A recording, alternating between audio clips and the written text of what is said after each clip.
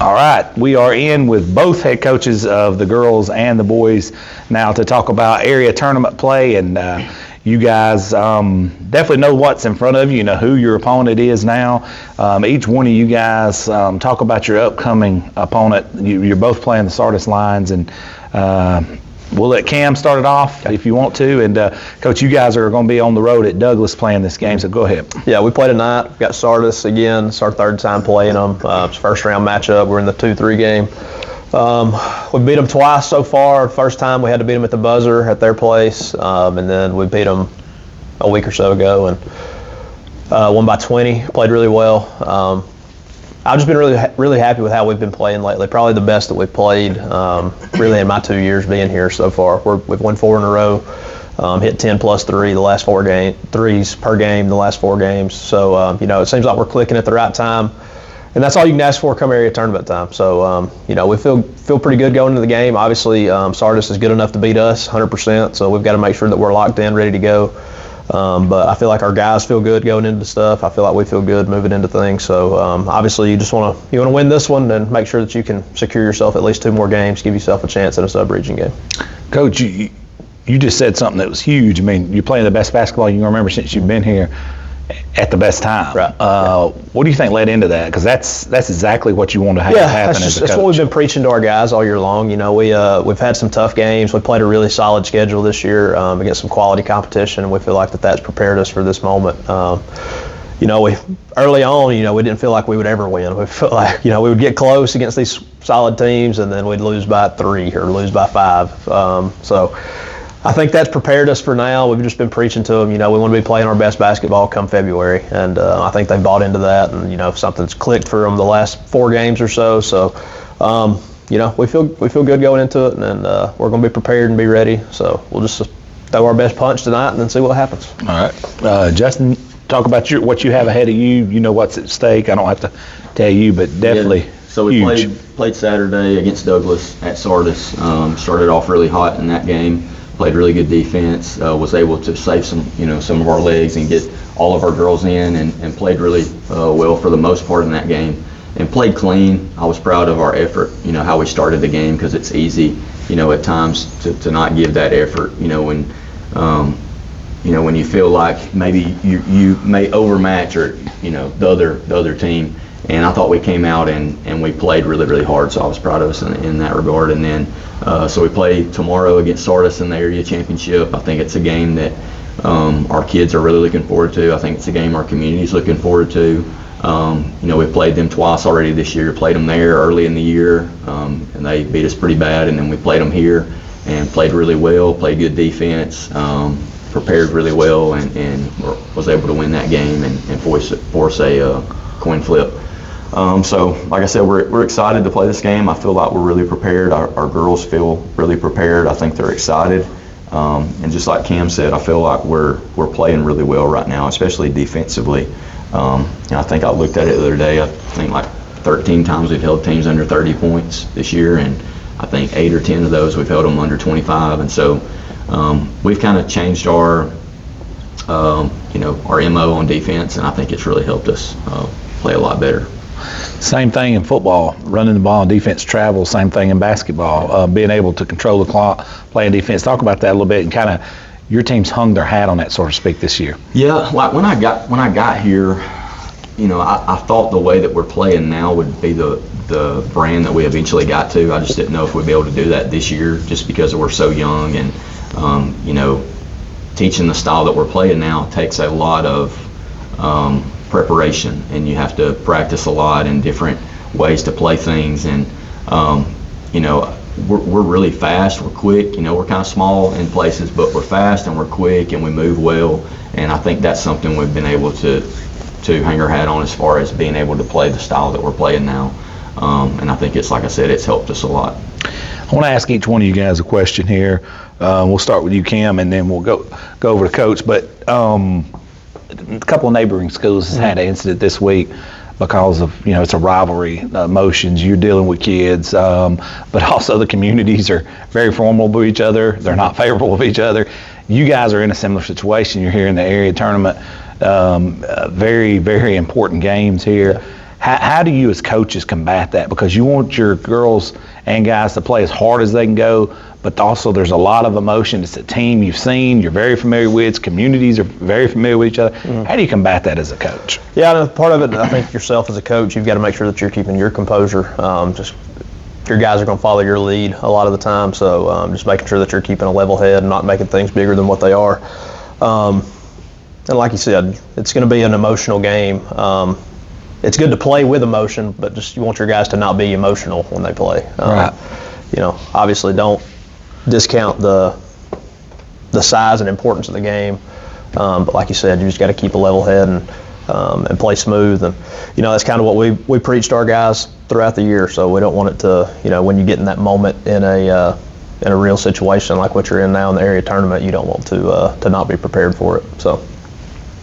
Yeah, one of the things that I mentioned to them a lot as far as that goes is, you know, and it was kind of the same thing when I coached football is, you know, you can give these big hoorah speeches and, hey, let's go, you know, beat up on them because of this and that and all that. But like when the game settles in, the team that executes the most is going to be the team that wins. You know, it's not going to be the team that's, like he said, the most emotional or like, hey, we're just so fired up to play. Like, that's great, you know, and we want to be, you know, intense and we want to play hard and all that. But the team that's going to win is going to be the one that executes and plays the best basketball. So that's something that we talk about a lot is, you know, you have these rivalries and you have all that, and that's going to fuel you. But ultimately, we've got to play good basketball, and, you know, we can't let that take a back seat to our emotions, you know, during the game. Yeah, and that's why, hey, it's the point I'd like to know, you know, because you got to coach, obviously emotion's part of the game, but then you're playing a rivalry and a team you've played multiple times this year. Then now all the stakes is on it. That's why I asked that question, because I'm curious of how you guys handle it. Your thoughts on the game going in, just from an X's and O's standpoint, we'll get that from both of you guys. Yeah, you know, the thing that I think has really helped us recently is we've been playing very up-tempo, getting the ball out, makes and misses, and just running a lot in transition. And I think with our depth that we've got, you know, we like to play 8, 9, 10 guys. I think with our depth and really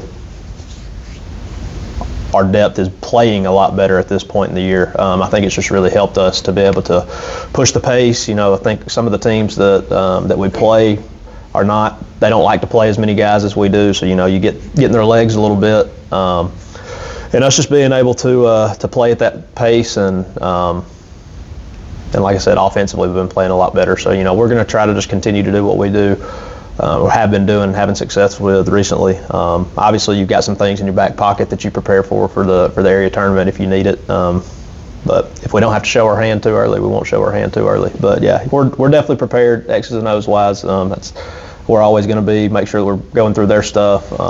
That's just how we operate. But we feel good going into it, and I feel like we're, like I said earlier, playing our best at the right time. So we're just ready to tip that thing off and get going.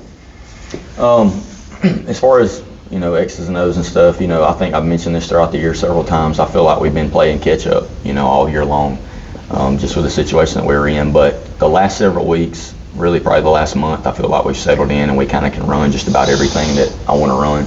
And, you know, we've talked with the team as we've met throughout the year in these area games. There's a lot of things that we've prepared for all year long that, like Coach said, you know, when we didn't have to show it, we didn't.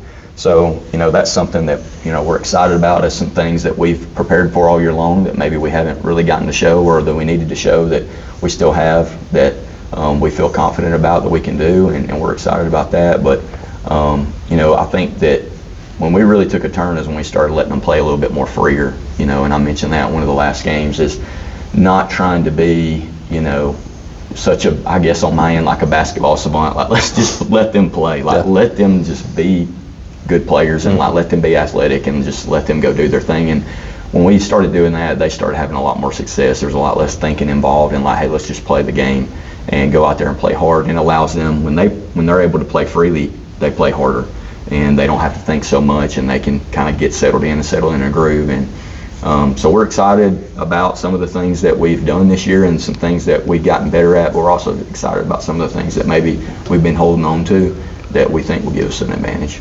You guys, we're sitting here in this beautiful weight room. You guys have a beautiful gym. a lot of things is changing for the positive right here in Boaz. It's already a really good place. It's getting even better. You two guys, since y'all have known each other and worked side by side, shoulder to shoulder this year, how's that relationship been with each one of you guys?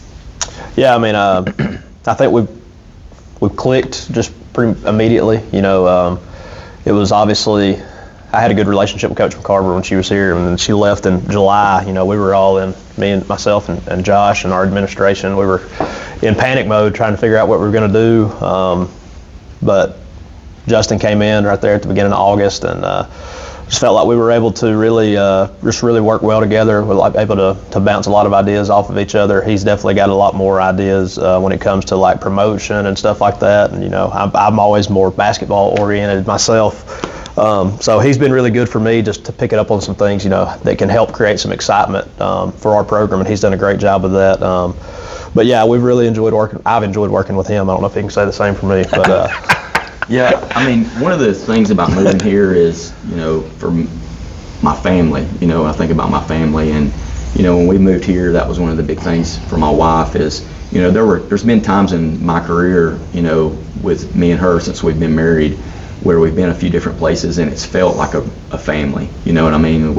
Especially when we were at Oxford, we had a huge group of coaches, because I was coaching football then too, and we had a huge group of coaches and wives and hung out and their kids and everything, and I feel like here we've gotten to be able to get back to that. We had that some at Southside too, but here we've really been able to, get with Coach, and we have all the other assistant, boys coaches, and then we have Coach Dodd with the girls, and we just have a lot of people, and it really feels like a family, when you're not talking about basketball, we're just talking about hanging out, and, we went and ate dinner, on Friday, and went and got ice cream, and it was just fun. I think that we're able to, hang out, and that's been really, really nice, just for our families. And then as far as the basketball goes, Coach, like he kind of mentioned it, like he's a little bit more basketball savvy. I'll say a lot more savvy because he's been with Coach Coker, and he's like, his first background was basketball.